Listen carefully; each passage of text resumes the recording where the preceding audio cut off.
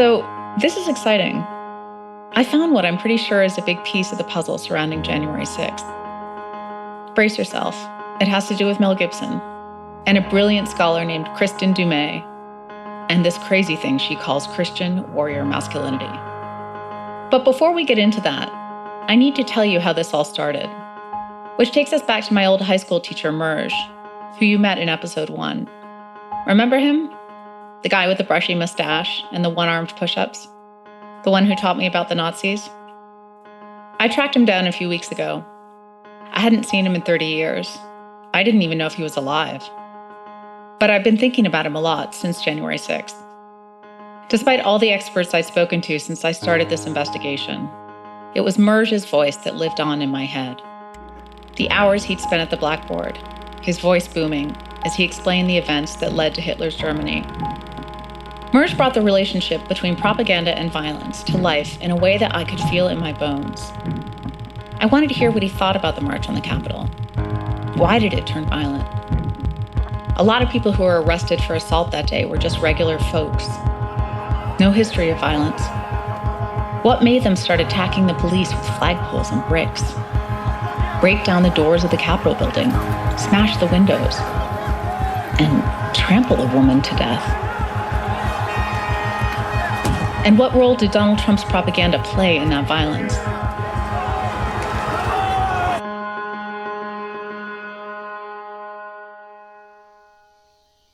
So I drove up to Connecticut to talk to Merj. He still lives with his wife, Aggie, on the same 7-acre plot of land that he did when I was a teenager. It's right across the street from my high school. Merj is 84 now, retired. But his energy is still insane. He still chops all his own wood, grows his own vegetables. Okay, so in your garden, you grow 2 kinds of squash. 2 kinds of squash, 2 rows of corn, 3 rows of beets, a row of broccoli, a row of peppers, and 5 different kinds of tomatoes.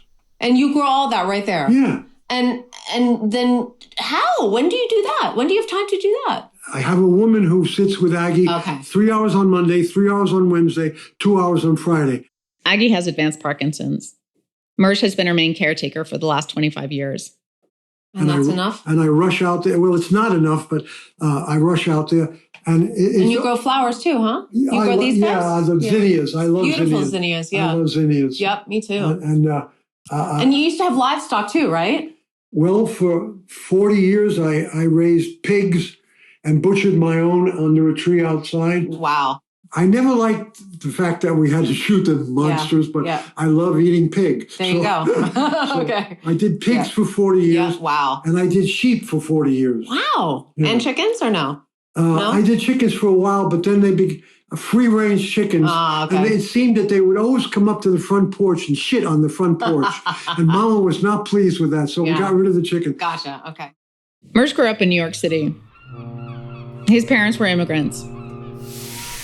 Both were orphaned in the Armenian genocide of 1915. At one point, Merj shows me a black and white photo of his father with his brothers and sister in Turkey as kids. 3 little boys and an older sister. The sister's got this big bow in her hair. Apparently, she saved her brothers' lives by rolling them up in carpets each night in their parents' store, trying to hide them from the Ottoman Turks. Merj says it's a miracle they got out alive. How old were they when they came to America, your parents? Mama was 12, and Papa was, I think, 18. Papa was knocked around. Mama walked from eastern Turkey to Cairo. Oh, my God. Yeah, she walked in a series of caravans of orphans. And my father, he went the other way. He walked from eastern Turkey to Vladivostok. That's over 6,000 miles. And took a boat to Japan. And there's an Armenian church in Tokyo. And my father was adopted by that group. And these stories could go on and on and on and on. They're horrible. I'm giving you the nice parts of them. When I asked Merj to talk to me about the attack on the Capitol, he says this. Historical parallels are very dangerous and very misleading and ambiguous and can create all kinds of misinterpretations. However, some of the techniques that Donald Trump is using are so closely paralleled to the techniques that Hitler used that it's kind of scary, because most pundits and many intellectuals and many writers eschew the obvious parallels because they're afraid they will be misinterpreted or have a sense of chagrin in being off the mark. Hitler took lessons in how to deal with crowds, how to make gesticulations, what to do with his face and mouth, and how to move in front of crowds, and how to manipulate crowds, and how to use Schlagwörter and other kinds of expressions which... What is Schlagwörter? Schlagwörter is terms which you use over and over again, and you beat them on the head with it, so to speak. And now, of course, Trump has a catalog, an appendix of words which he uses over and over and over again until they really have no meaning for others, but for his people, they have a great deal of meaning. Anyway, I find those parallels to be chilling, frightening, but in my mind, they are not loosely ambiguous. They are incredibly close in technique and in their manipulative strategies and their power. So I'm quite frightened. I'm scared too. So that's what we're going to talk about first on this show. The parallels between Trump's propaganda and Hitler's propaganda. We're going to find out which techniques Trump used to incite the insurrection. We're going to talk about exactly how and why propaganda can explode into extreme physical violence.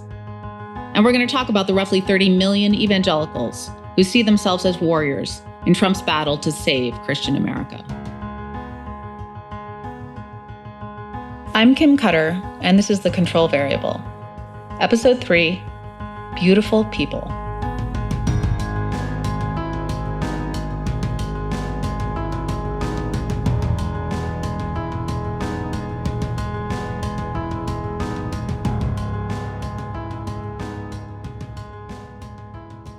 So Merj started studying propaganda and the Holocaust when he was in grad school at Columbia in 1961. The Nazi leader Adolf Eichmann was on trial in Israel at the time. Adolf, the son of Adolf Karl Eichmann, is accused hereby. First count, nature of offense, crime against the Jewish people, and offense... Eichmann, if you aren't familiar, was one of the major organizers of the Holocaust, what the Nazis called the final solution to the Jewish question. Merj's two best friends were Jewish. And of course, this was personal too. The Armenian genocide had cast a permanent shadow over his life. I was very invested in the trial of Eichmann because of the two of them and because of my own interests. And I was fascinated by the creation of a man like Eichmann and whether or not he really was a dullard who followed orders, or whether he was a genius who knew how to camouflage his emotions and so forth. Who was he? What was he? What did he represent in our development as human creatures, as a species creature? Merj hands me a paper he wrote about Eichmann's trial while he was at Columbia. It's all about the language the Nazis used to incite hatred and fear of the Jews in Germany, the lies they told, and the techniques they used to cement those lies in the minds of the German people. You'll find it in here. Schlagwörter, you know. Repeating the same words over and over again. Hammering them. Got Schlag. it. Wörter means words. All of this with the global warming and that, and a lot of it's a hoax. It's a hoax. The Russia hoax is finally dead. Coronavirus, you know that, right? This is their new hoax. When you report fake news, which CNN does a lot, you are the enemy of the people. Go ahead. I called the fake news the enemy of the people, and they are. President Trump, in the immediate aftermath of the attack in Pittsburgh, he offered his own theory, tweeting, quote, "The fake news media, the true enemy of the people." Another tidbit? You know how Trump is always talking about the election of 2020 as the big lie? It was actually Hitler who coined that term. He labeled Germany's defeat in World War I the big lie. According to Hitler, Germany hadn't actually lost the war at all. It was just a lie Jews and Social Democrats told to cover up their own conspiracy, which had forced Germany to surrender unnecessarily. According to Hitler, it was all part of the Jews' grand plan for world domination. Again, none of this is true. It is horseshit. As Hitler wrote in Mein Kampf, the broad masses are more likely to fall victims to the big lie than the small lie, because it would never come into their heads to fabricate colossal untruths. and they would not believe that others could have the impudence to distort the truth so infamously. Unfortunately, the similarities don't stop there. In both pre-Trump America and pre-Hitler Germany, you have a large segment of the population that's recently experienced a loss of wealth, security, opportunity, and stature. Germany at the time was the most civilized nation in the world. It had the universities that everyone in America, whoever wanted to be anything professional, would try to go to. Its science was beyond anything else. Its electronics were unbelievable. Its techniques of camera study, and Germany was the center of the civilized world, which then devolved into the most brutish nation on the face of the earth. A big part of Germany's fall came as a result of the Versailles Peace Treaty that ended World War I. The treaty's terms were devastating. Germany lost roughly 1/10 of its territory, was forced to dismantle its army, and had to take full responsibility for the war, which meant paying the equivalent of $33 billion in reparations to the Allies. This basically wiped out the German economy. But it did something else too. It created a kind of psychic wound, a sense of profound and widespread humiliation. People who not long ago had seen themselves as like the rock stars of the planet were now losers. Broke and jobless, hopeless, abandoned. Their government was totally unstable. People started rioting in the street. One of them was Hitler. He'd fought in the war. He was furious Germany had lost. And because he was also paranoid, anti-Semitic, and obsessed with conspiracy theories, he started to cobble together a story. He picked up on a pre-existing myth that was called the Dolchstoßlegende, or stab in the back, and started ranting about it to anyone who would listen. This stab in the back myth, which we mentioned a minute ago, claimed Jews and Social Democrats had conspired to make Germany surrender the war prematurely. So part one is Hitler's story that Germany didn't actually lose the war at all, that it was all a big lie. And part two is that the Jews had secretly orchestrated Germany's surrender as part of their plan to take over the world. That's the stab in the back. Unfortunately, way too many Germans love this story. You could see why, right? It meant they weren't losers after all. It meant the only thing standing in the way of Germany's return to greatness was the Jews. As so-called evidence, Hitler cited a totally bonkers Russian book called The Protocols of the Elders of Zion, which bangs on and on about an age-old Jewish plot for global domination. Again, I have to point out that none of this is real. But unfortunately, there were already a lot of anti-Semites present in Germany, and a lot of people who, like Hitler, were furious that their country had fallen apart. The protocols caught on like a house on fire. And after Hitler came into power, it was actually taught as fact to German schoolchildren. Then Hitler claimed he was the only one who could fix it. In Mein Kampf, he wrote, quote, "The genius, the great man alone, held the key to his country's destiny. Progress and civilization could be achieved only through, quote, the genius and energy of a great personality." Sound familiar? Nobody knows the system better than me, which is why I alone can fix it. For a long time, I didn't think Donald Trump was as dangerous as Hitler. Obviously, he was awful, but I didn't think he would claim an entire election was stolen from him based on no evidence. I didn't think he would try to stage a coup.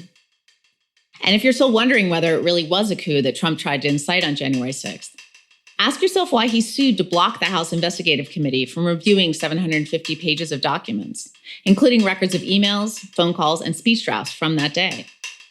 Anyway, the problem is this. Like Hitler, Trump has provided millions of people with a story.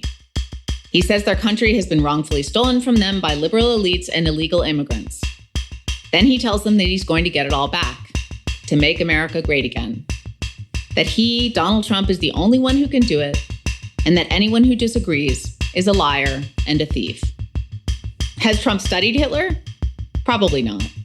But it seems likely his advisors have. There are just too many similarities to Hitler's playbook to ignore. Merj brings up a phrase that's used by a lot of Trump's followers. Quote, "We're being replaced." Heads up that in a moment you'll hear a sound in the background. That's Merj's dog's tail thumping against the bookcase. There's no replacement going on, but the whole concept of replacement was used in Germany too. The Jews are taking over. The Jews are economically backbiting. It's the same mentality. It's a racist mentality based on the concept of hatred of others who are different than you are. You know, in a way, when Trump creates hatred, which is what his main thrust is, to divide and conquer using hatred, what are the end results of racism? The ovens. Think about it. The end results of hatred, which creates violence, could be murder, could be extermination, could be defilement, incarceration, segregation, separation. But how exactly does hatred turn violent? I mean, a lot of the people who attacked the police at the Capitol on January 6th were just regular folks. People with no history of criminal activity at all. So what triggered them?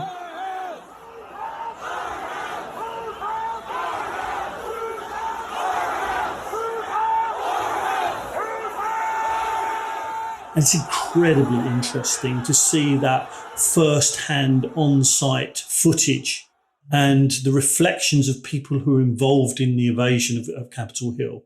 And what's interesting, I think, is that I think many of them would not have seen what they did as violent. And in fact, they construct it as a form of collective self-defense. That's Cliff Stott. He's a professor of social psychology at Keele University in the UK. Stott specializes in the psychology of crowds and group identity. He says there's a huge difference between what progressives think Trump supporters were doing on January 6th and what they think they were doing. They were not being violent or oppressive. In fact, they see themselves as being fundamentally democratic. Being of the people, for the people, and all this kind of stuff. So, and it seems to me that Trump very carefully and intentionally created a narrative in which these people were encouraged to see themselves as victims and to understand themselves as the subject of intense threat, right? Like life and country it being threatened. Yeah, absolutely. And that's the dominant narrative that we see when we look at the footage and we listen to the people involved. They see it as a form of kind of asserting democracy, of defending the people from a pernicious intrusion into the democratic process by a group of conspiratorial outsiders. And when you explore into those ideas in more detail, you see this vision of really pernicious forms of criminality that include paedophilia and organized crime that these people then use to legitimize the extent to which they become assertive in this drive towards Capitol Hill. There's two things going on in that tipping point between ideas and action. One is the perception that the action is legitimate. The other is that the action is possible. That, we might want to do these things to defend our country, but if we can't get to Capitol Hill because it's surrounded by military forces, well, we're not going there. Much as we might want to, we can't. So there's that dimension of both legitimization and also the relations of power that are central to understanding why crowds become violent. As we all know, Trump gave a speech to the crowds right before they marched on Capitol Hill. He told them, if you don't fight like hell, you're not going to have a country anymore. He repeated his claim that the election had been stolen, that a fraud had been committed. And when fraud is concerned, he said, the usual rules don't apply. Then he showed a film. And then suddenly you see fighter jets blazing through the sky. You have like loud propulsive rap music taking over the soundtrack of the film, and images of soldiers and images of aircraft carriers and battleships. That also struck me as incredibly incendiary, frankly. Yeah, I think you're absolutely right. And it characterizes the language through which those people were mobilized. It has the characteristics, the hallmark of American nationalistic patriotism and the notion of what it means to be an American from certain perspectives. And this is an important point because the language through which we tend to understand crowd violence is often invoking the idea that people are losing their rationality, losing their sense of who they are.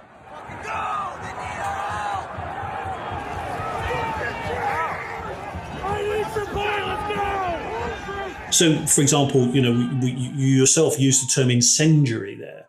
And we have this idea that there's a tipping point in crowds where they, in effect, become a mob. And once they become a mob, then they become irrational, confrontational, violent, and so on because of the loss of rationality. Well, our science contradicts that because what it does is it recognizes that the mobilization of these people was driven by the construction of a particular sense of who they were. And this propaganda feeds that. It constructs a notion of what it means to be a patriotic American at that particular point in time.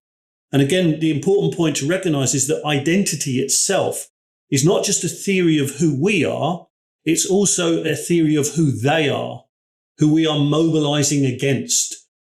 And that carries with it then this sort of theory of the liberal elite who are constructed almost as a toxic poison that's polluting the purity of the American state and the American people. And therefore that starts to legitimize the idea that the rules don't apply anymore, that now it becomes legitimate to invade Capitol Hill, which itself is the seat of American democracy. Right. So legitimate and necessary, right? Yeah, absolutely. Impossible.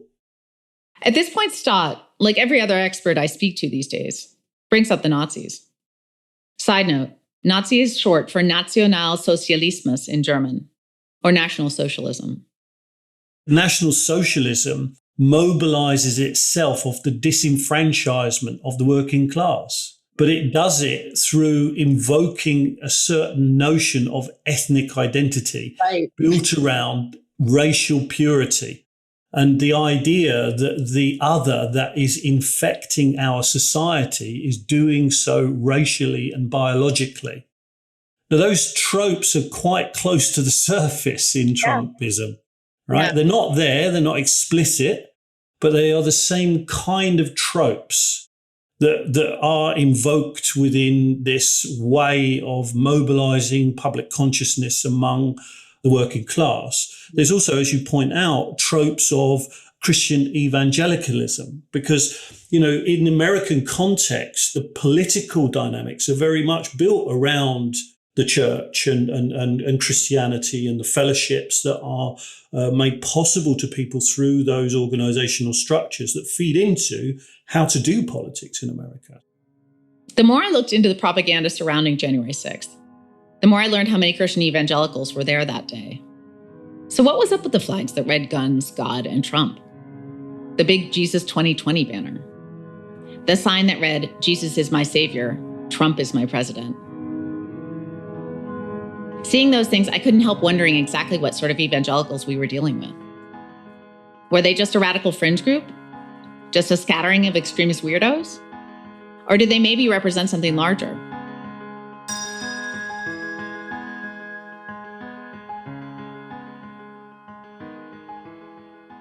I'm the black sheep of the family. That's Kristen Kobes-Dumais.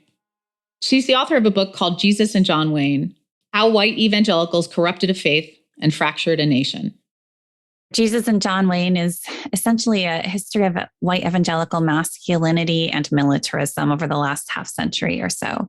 And so it traces how an increasingly belligerent ideal of warrior masculinity came to take hold within evangelical popular culture and how that helped to foster a larger culture of militancy. And ultimately, when we get to 2016 and the election of Donald Trump, we can see how in many ways this wasn't a betrayal of evangelical values. It was the fulfillment of those values. Dumais is a professor of history and gender studies at Calvin University. She's also a pretty serious Christian. She grew up in an evangelical household in Iowa. Her dad was a minister. Her family was really conservative. But Christianity led Dumais in a surprising direction, towards social justice and feminism. a steady and deep questioning of what it means to be Christian in 21st century America. And at a certain point, she found herself in some really dark territory. I was fresh out of graduate school and I was teaching a US history course and, struggling early in my career and wasn't really trained to teach the survey courses that well. And so one day I decided to lecture on something that I knew, at least I thought I knew quite well, and that was Teddy Roosevelt. It is, are the American people fit to govern themselves, to rule themselves, to control themselves? I believe they are. My opponents do not. I wanted to show students how gender is about so much more. It's linked to economic shifts. Ideas of masculinity and femininity change over time. It's linked to ideas of race and empire, to foreign policy. So I put together this lecture on Teddy Roosevelt and his kind of muscular masculinity. And after class, a couple of guys came up to me. Now, this is early in my teaching career, so usually that's to point out mistakes that I made in the lecture. But this time, they both asked me if I had ever read the book Wild at Heart by John Eldredge. And I hadn't. I'd heard about it. It was very popular. Every evangelical I knew was reading it. Every evangelical men's group was studying it. The guys in the dorms were all reading it. And I just thought, not really my thing. Wild at Heart, Discovering the Secret of a Man's Soul. So I took their advice. After class, I drove down to Family Christian Bookstore and I bought a copy of Wild at Heart. And the book went on to sketch a very militant, even militaristic conception of quote unquote Christian manhood, what it is to be a Christian man. Teddy Roosevelt was a favorite hero of John Eldredge. Leaders of inspired idealism, leaders to whom are granted great visions. He wasn't the only one. Eldredge loved American cowboys and figures like General Patton, General MacArthur. But his favorite hero was Mel Gibson's William Wallace from the movie Braveheart. I am William Wallace, and I see a whole army of my countrymen here in defiance of tyranny.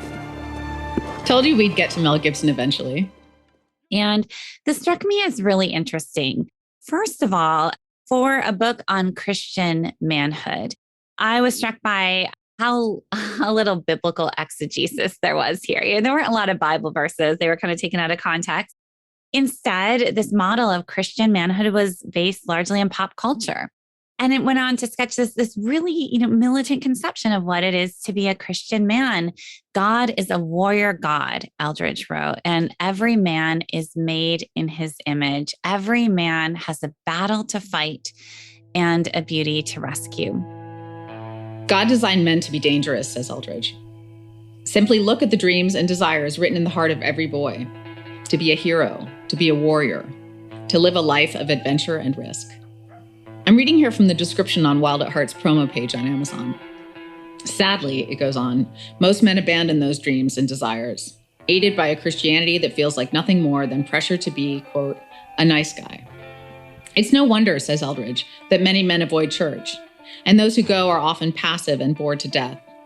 In this provocative book, the promo concludes, Eldredge looks inside the true heart of a man and gives men permission to be what God designed them to be, dangerous, passionate, alive, and free. Now, again, this was back in 2005 or 2006. I wasn't taking notes at the time. I had no idea this was going to grow into what it has in terms of a whole book and kind of the fate of American democracy. So at that time, this was in the early years of the Iraq War. So when I was reading this militant conception of Christian manhood, and then it wasn't just Eldredge's book, because his book was so wildly popular, it sold more than 4 million copies in the US alone. And so it inspired a whole slew of copycat books that essentially plagiarized his work. The same cast of characters, the very same heroes, Roosevelt and William Wallace and General Patton and MacArthur, and then John Wayne kept popping up too as a favorite. It was calling them, no matter how ordinary they looked or how ordinary or mediocre they felt, they were called to be a hero. And they were called to do heroic things. And, the vision that God had for them, according to Eldredge, was, it was heroic. You're going to fight valiant battles, and you're going to rescue a beautiful princess. That's part of this too. You're going to get a beauty too, who is going to adore you. I mean, who doesn't want that? I guess it was an attractive storyline that you could live into. Dumais was weirded out, but she was also fascinated. What was this Christian warrior masculinity? What did it mean that roughly 4 million Americans had bought a book about it?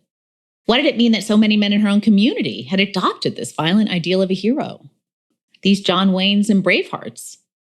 It did really help popularize a vision, not just of Christian manhood, but of Christianity itself, where battles were necessary. And if every man has a battle to fight, then you need enemies. You need somebody to fight. What's important to realize too is that Eldridge's book came out in early 2001. It was on September 11, 2001. The book was already on the shelves of Christian bookstores. So this metaphorical battle to fight suddenly became very real. This was also during the Iraq War. And I was seeing all this survey data come out that showed that white evangelicals were far and away more likely to support the Iraq War than were any other Americans, to support preemptive war in general, to condone the use of torture, to embrace an aggressive foreign policy. And so I just asked, what might one of these things have to do with the other? What might this really militant conception of what it is to be a Christian man, and ultimately a militant conception of Christianity itself, have to do with what we're seeing in terms of American foreign policy? And it didn't take long before I applied this to domestic politics as well. Dumais started to think she might have the makings of a book on her hands. A big one. She just figured out that the whole evangelical community was remaking itself around the idea of Christian man as a man of war. And she was freaked out by the implications. I wondered what you thought about how the mental gymnastics that had to go on to large or small degree within evangelicals in order to vote for Trump. Yeah. So first, the doubts about him were, is he serious? Are we going to put the hopes of the religious right on this guy? And can we trust him? Wasn't he just a liberal? Wasn't he just a Democrat? What are his views on abortion? Right. So there was this period of like, who is this guy? But I think his appeal has always been that he was not afraid to break the rules. He was not going to play by the normal rules of politics or even the normal rules of civility or humanity, that he was reckless. And I could see that was a real attraction among a certain swath. And I think that this gets back to the rhetoric of warrior masculinity, of, sure, we've got these Christian virtues of love and joy and peace and kindness and gentleness and self-restraint. Those are great for women and children, but, desperate times call for desperate measures. This is where somebody like Donald Trump, precisely because he hadn't been formed in any way that was apparent by traditional Christian virtues, was uniquely equipped to lead the charge at this desperate moment. He would do what needed to be done because he was not constrained by these traditional Christian teachings. So paradoxically, men who had been steeped in Christian tradition, formed through Christian virtues, didn't really have what it took to save Christianity, to protect Christianity at this vital moment. And that is precisely what Donald Trump came out and said he was going to do. He was going to protect Christianity. And that's what they wanted to hear. And they liked how he was going to do it. We should not be understanding this moment and evangelicals' overwhelming support for Donald Trump as the betrayal of evangelical values. We really need to see this as the fulfillment of these values. We just need to be clear what those core values actually are.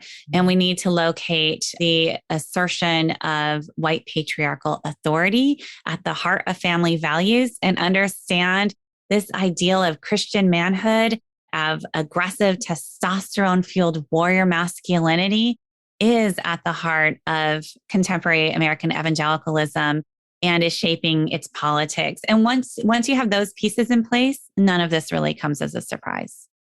Not even a ragtag army of evangelical Christian warriors, attacking America's capital on the fraudulent pretense of a stolen election.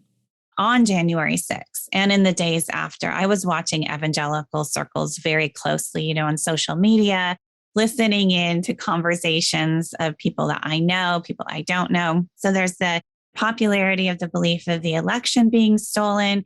And more broadly, just this rhetoric of the stakes are so high, which has been ratcheting up really for generations. If you go back historically, during the Cold War, it was always the fate of Christian America is what we're talking about. And the feminists were undermining us and the secular humanists. And then in the wake of 9/11, it was radical Islam. And then really started to ratchet up even more with the election of Barack Obama in 2008.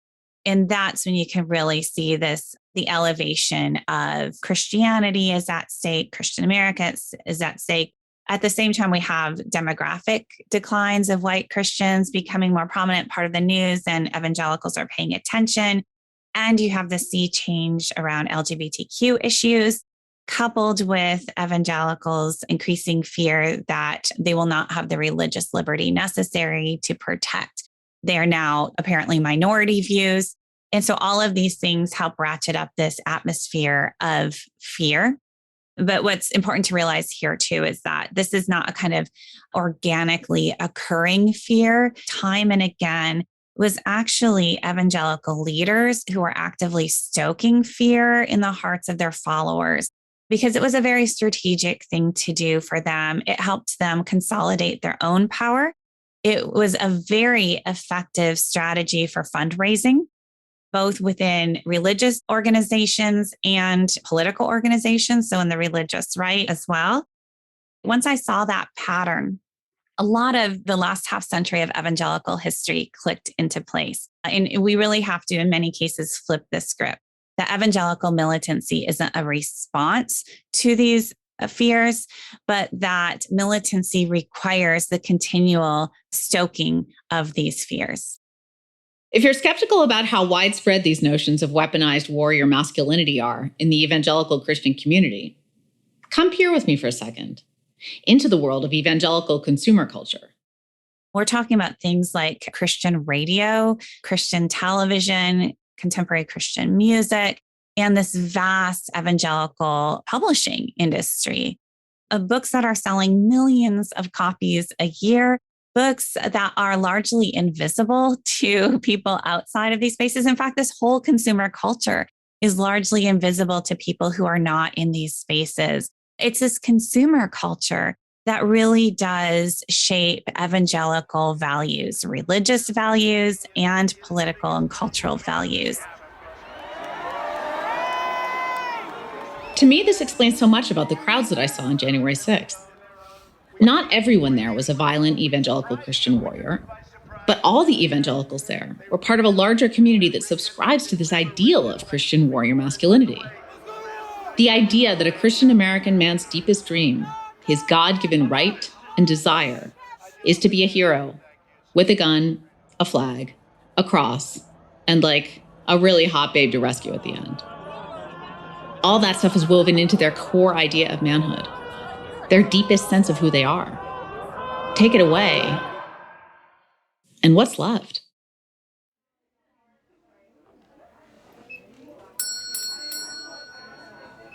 One of my favorite things to do is to go to my local Hobby Lobby. Right, this is an evangelical family-owned craft store. But if you just walk through their aisles, you can see all kinds of home decor products that are promoting Christian nationalism very blatantly. So red, white, and blue flags. I kneel for the Lord, stand for the flag. There's a lot of pro-law enforcement, wall decor, and knickknacks, and pro-Second Amendment, Ronald Reagan quotes that you can, put up in your living room. And that's the part of white evangelicalism that is mainstream. That is the part that I think we need to take very seriously. And that's the part that many white evangelicals are absolutely steeped in, so much so that they can't even identify it as anything other than just plain old Christianity. That is Christianity to them, right? Take something like Christian nationalism, the idea that America was founded as this perfect Christian nation. And then things went bad. And when did they go bad? Well, probably the 1960s, right? That only makes sense if you are a white person in America. So I have to admit, I'm both totally exhilarated and depressed by my conversation with Dumais. She's illuminating a problem that seems so deeply ingrained and multi-tentacled and infected. It's hard to imagine how American democracy will survive it. I want to believe the people like Merj, the teachers and professors and writers and activists who've spent their lives testifying about the horrors of racial hatred and mass violence have made a difference. That there are enough of us out there who are paying attention, committed to making sure this country isn't destroyed by fear. But I see those armies of Christian warriors out there on the horizon too, with their guns and their flags, their God and country. I know the stories they're telling themselves about freedom and manhood, war and heroics, us and them. I can imagine how intoxicating it must be to wake up in the morning and believe there really is a storm coming, that you've been called to fight in a great final battle, and that God designed you exactly for this purpose. To be brave and dangerous, beat the bad guys, protect your family, fight for your rights, save America. And now, thanks to Donald Trump, you finally got a leader who's showing you how to do just that. I see the power that Trump has over his followers, how their eyes shine when he says he loves them, tells them they are good and special, tells them what to do. I see how thrilled they are to be part of his community, with its big, rousing story of good and evil, wealth and fame, and grand American destiny. I see how devoted they are. And honestly, that devotion is what scares me the most. Does anyone ever come back from that? We love you. You're very special. You've seen what happens. You see the way others are treated that are so bad and so evil. I know how you feel. But go home and go home in peace.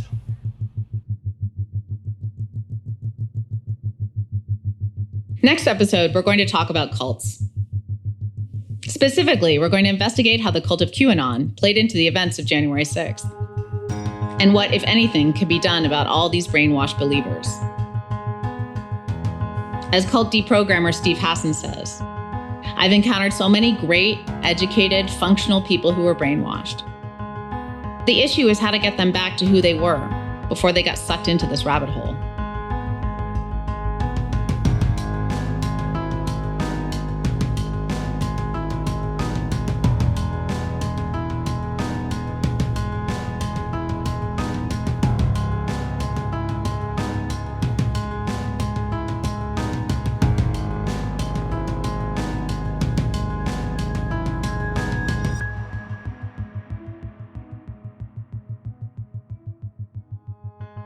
The Control Variable is brought to you by Atomic Whale Studios and executive produced by Jonathan Wilson. The podcast was created by Jonathan, Brian Blatstein, and me. Brian Blatstein and Robert Okendo produced the podcast. Lead sound direction and design by Eric Tortora Patu. Sound editing and design by Liz Maney and Eli Bronstein, with additional editing and design by Spencer Crosby.